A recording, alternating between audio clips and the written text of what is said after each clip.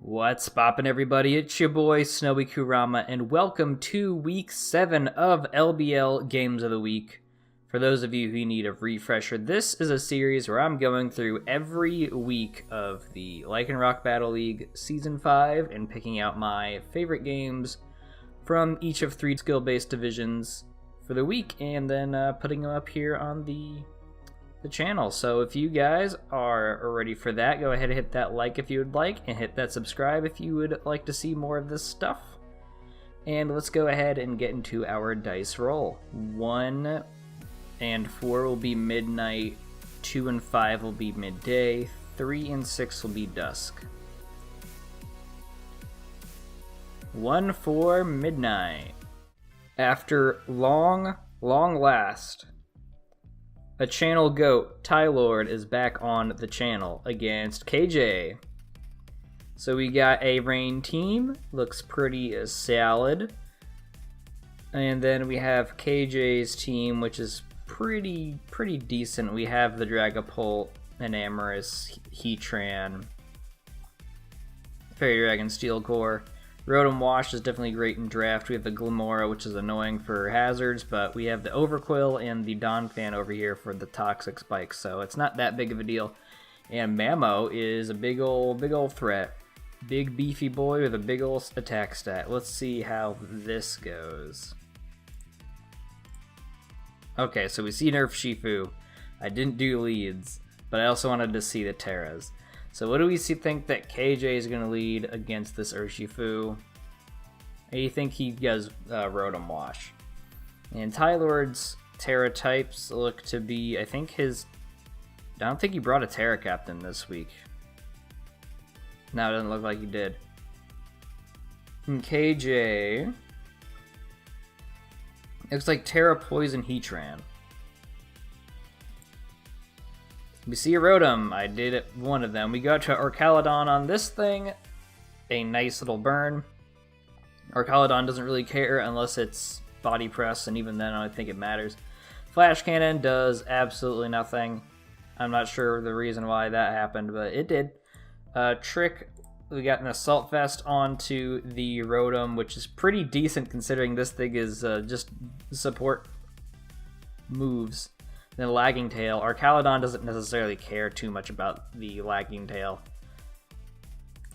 So I don't think Tylord lost too much on that. Volt Switch activates the stamina. We see a Heatran switch into the Draco Meteor, doing absolutely nothing and lowering the special attack stat. We see Pelipper coming in to set up that rain and lessen the damage from a fire move, probably. We see the rocks on the Heatran side. Pretty good idea. Rotom Wash comes on out. We see a Weather Ball doing an okay amount of damage. This thing has an Assault Vest now, so that's something to consider. And it can just go for a Volt Switch or a Thunderbolt, whatever it has. It's got Volt Switch. It's definitely not. It doesn't have Thunderbolt. We see the Arcaludon switch. This thing will then Volt Switch. Ooh, we see a Hydro Pump, which raises that defense stat of the Arcaludon. Volt Switch will raise that a stat again. We see Heatran coming out. Do we see a Body Press? We do, and it does not too much to the Heatran. And I'm guessing it's because the burn makes Body Press's base power 40 or something like that. Or Heatran's just physically beefy. Flash Cannon takes out the Arcaludon. And then the rain stops as well. Donphan comes in, probably to get rid of these hazards. Sets up his own hazards. That's completely fine too. See Rotom Wash coming on out. And then Endeavor, because Tylord probably assumed that he was just going to click the Flash Cannon button again, or maybe even the Magma Storm. See Pelipper coming on in. Probably a Hydro Pump from... Oh, we see a Volt Switch killing the Pelipper. Okay. Dragapult is in. This thing is very fast. Overquill comes in because that's the only thing that's going to be able to outspeed this thing, and I think it does. I mean, 300 times 2 is 600, and this thing's not that much slower than that. So unless you're Scarfed, this thing's going to outspeed and click probably Crunch or something. We see Will-O-Wisp, so... Okay, so Tylord is probably calced to outspeed probably this Enamorous or something. Because this thing should not be outspeeding, or Dragapult should not be outspeeding the Overqwil. I should use the Pokemon names, huh? Crunch comes off. Does not get the kill because of the burn.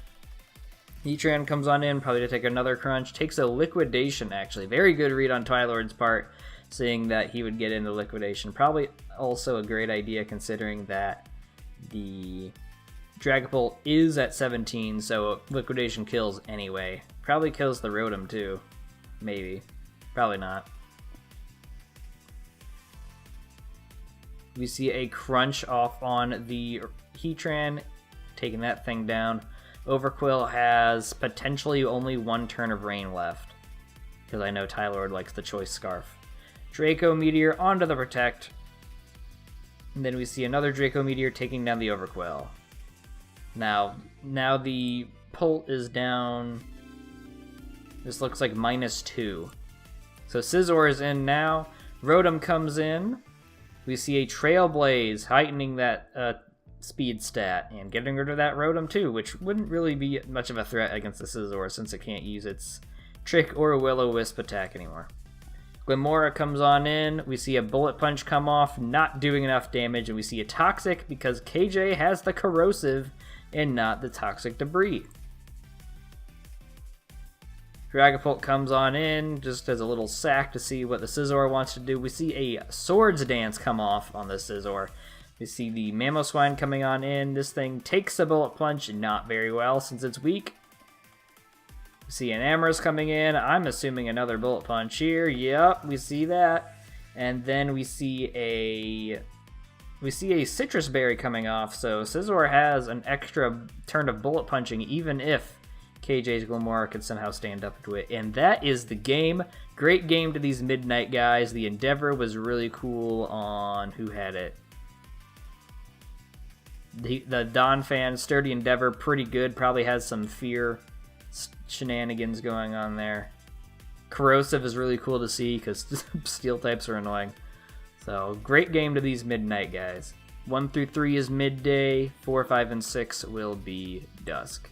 I think I switched that around sometimes, but that's what we're doing right now. We see a 1, so we're going down the line to Midday. This Midday game is between Sound of Snow and Awan. Snow is just always in the spotlight here on this channel, ladies and gentlemen. How many games of the week has he been on? Probably too many, but it's fine. We see a nice Urshifu here with the Cyclizar, great Shed Tailor there. We see these two little boys, which I think is part of the reason why I picked this one. The Raging Bolt and then Muck, who's a problem. And then Snow's team, we have this stupid horse that's just stupid bulky with the snow support from the Slowking. These two beefy guys here in Terapagos and Tinglu, just an all-around beefy, annoying team on Snow's End. Let's go ahead and, well, we need to pick out leads. Probably Diancie for rocks. Then over on Awan's side, I mean, Cyclizar is a pretty... No, I think he leads Muck here. I'm going to go say Muck and Diancie. We actually see Terapagos versus the Basculin, so I was nowhere near correct on this. Yay me. Anyway, we see a flip turn here to break that Terra Shell. Very nice. Out into the Alolan Muck. Now that does, well, did this thing outspeed anyway? Yeah. Basculin is a much faster than I can remember. See a Rapid Spin coming off to boost up that speed stat. Pretty good. Terra Starstorm doing not a lot to the Muck, which makes sense because this thing is a especially beefy guy. See a Drain Punch to get some of that HP back. Another Drain Punch into the Diancie. Great switch.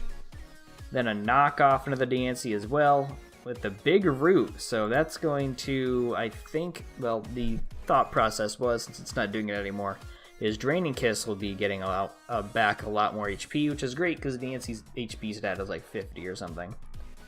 The Diamond Storm off into the Muck, doing some decent damage and raising that defense stat. Poison Jab doing nothing.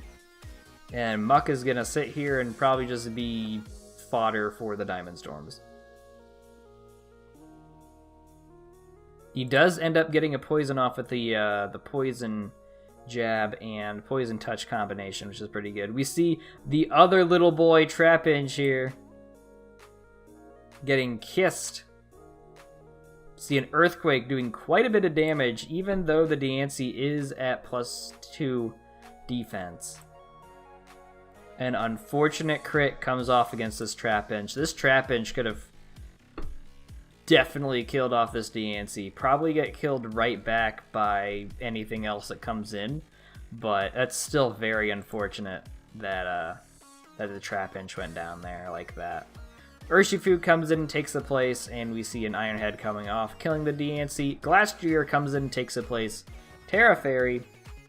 I did not take a look at the Terra types. We obviously see Snow has the Fairy Horse. And that looks to be it. Awan has Ghost, Basculin, Ice, Raging Bolt, and Bug Trapinch. So a lot of Terra captains on this team that was brought here today.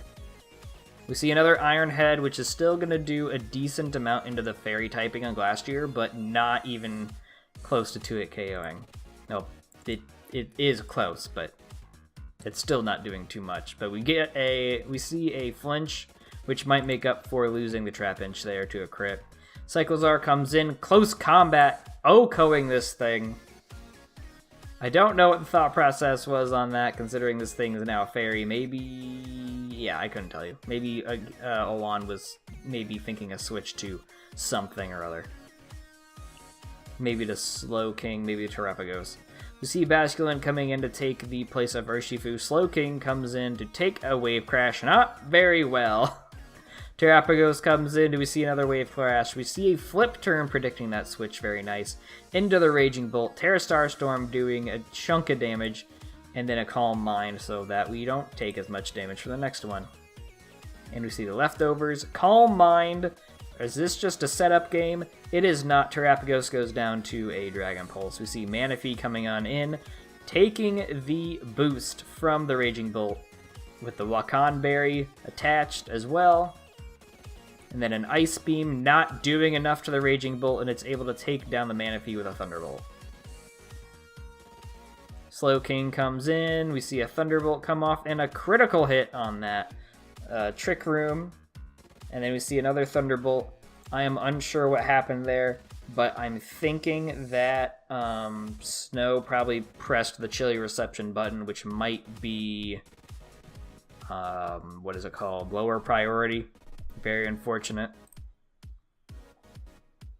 That means Glastrier... Actually, it wouldn't even have gotten the raise anyway. It doesn't matter. Close combat gets rid of this Raging Bolt. Chilling a boost in the Trick Room. We see Basculegion coming out. Icicle Crash predicting the Terra Ghost. Very good on Snow's part. And then we see Urshifu coming in to a close combat, taking it out all the way.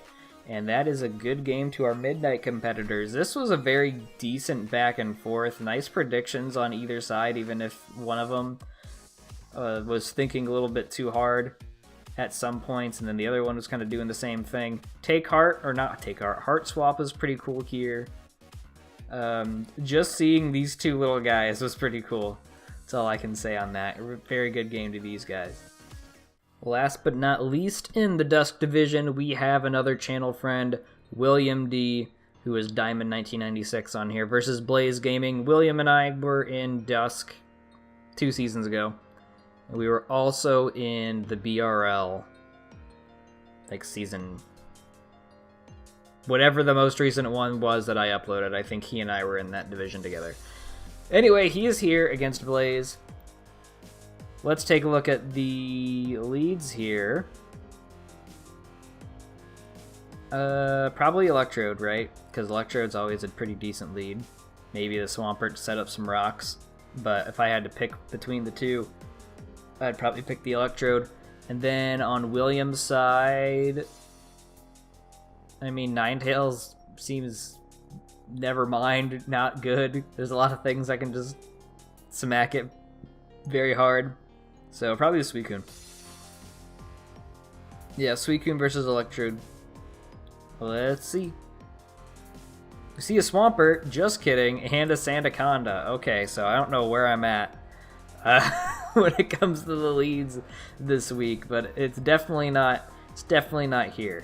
So we see on Blaze's side, we see a Terra Dark Valiant?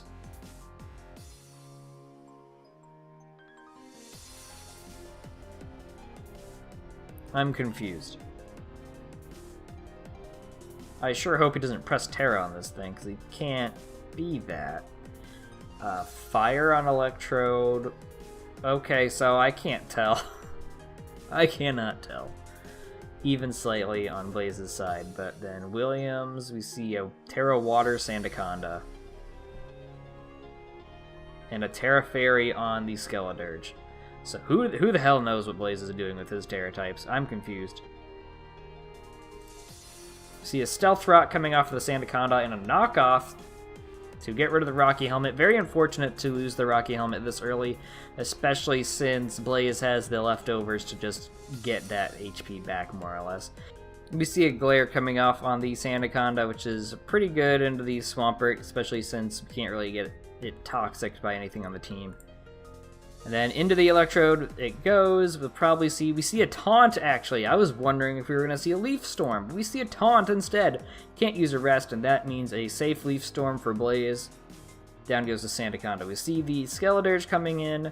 See a Swampert taking its place, probably to take the Torch Song. There's the Torch Song doing absolutely nothing to the Swampert. We might see the Terra here into the Fairy. See a Hex, which is great considering the Para, but it is not enough. This thing is especially bulky, clearly. And roars out the Skeledirge into the Roaring Moon. Not really something you want to roar into, but it's just what happened. See Terra Fairy into the knockoff.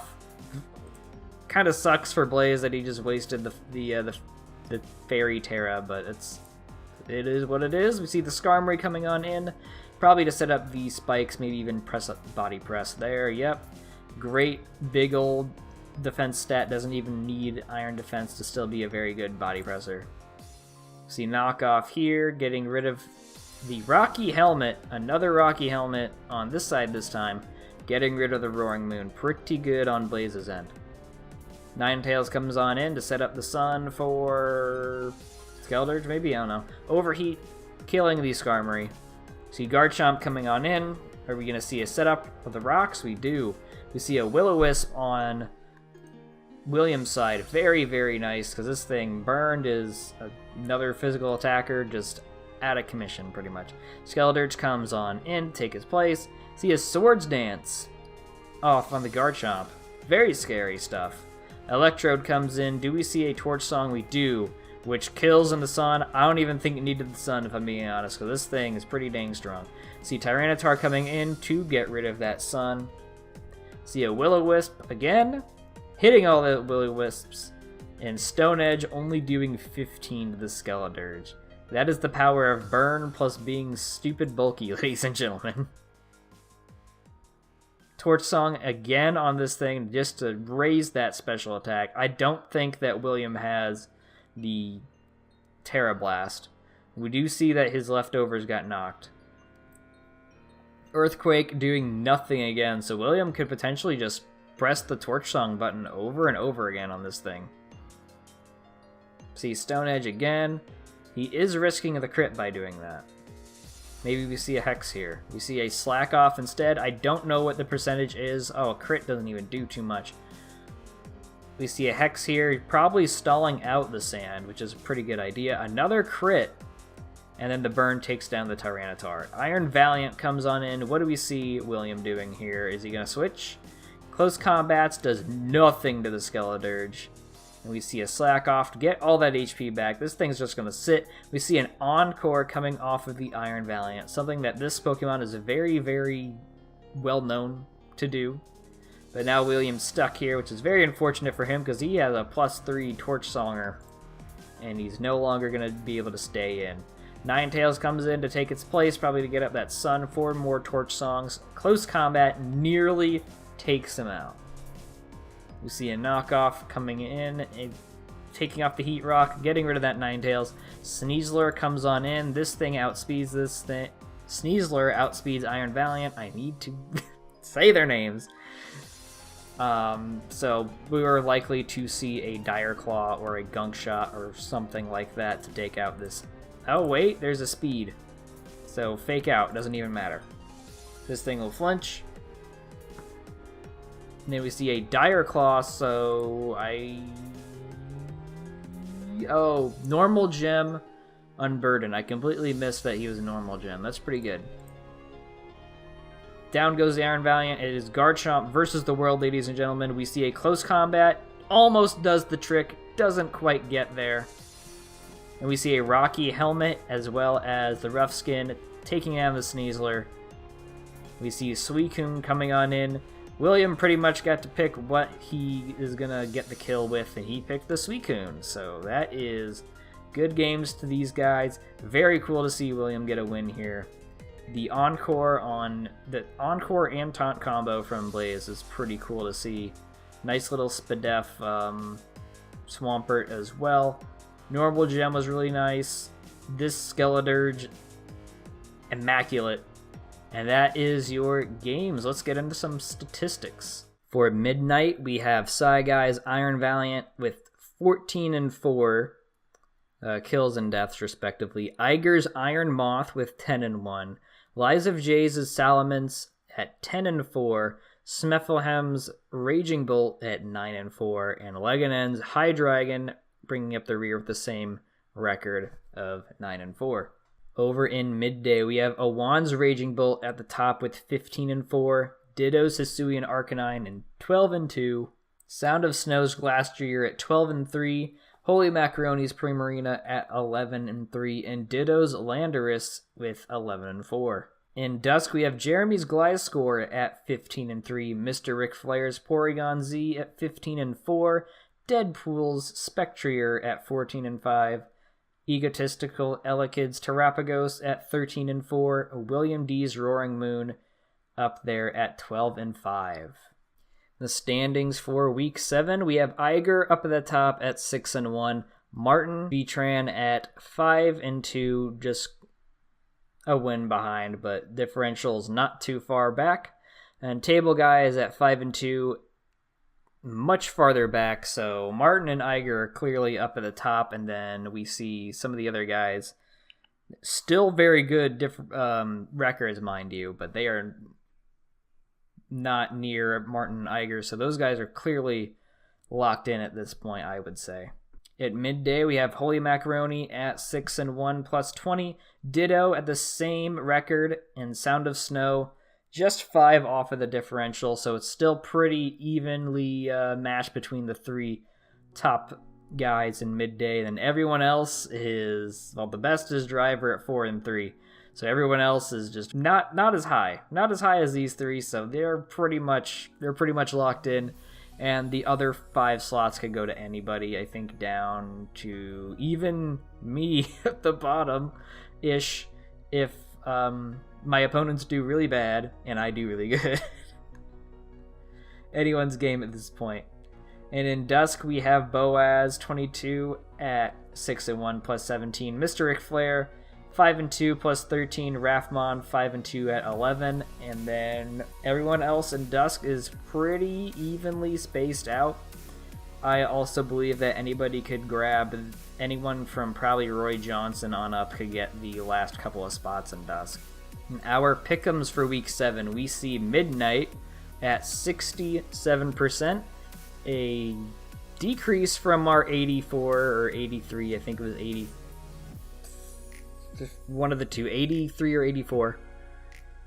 But that's still pretty good. That means we got maybe 2 matches wrong. And then Midday, the same thing at a 67%. And Dusk, look at that, it is at 67%. 67 across the board. We got 4 games correct in every division, and then 2 incorrect for the predictions, which is wild. I don't think I've seen that ever. And that is your Pickems. Thank you for joining me for LBL Week 7 Games of the Week. We have 2 weeks left of the main season. Playoff spots are going left and right, and only so much more time for these coaches to get their spots finalized and make it in. So after the week 9 games, I am going to be doing this series for the finals and playoffs, I guess is what they're called, not the finals. So we got some more of these games of the week to go.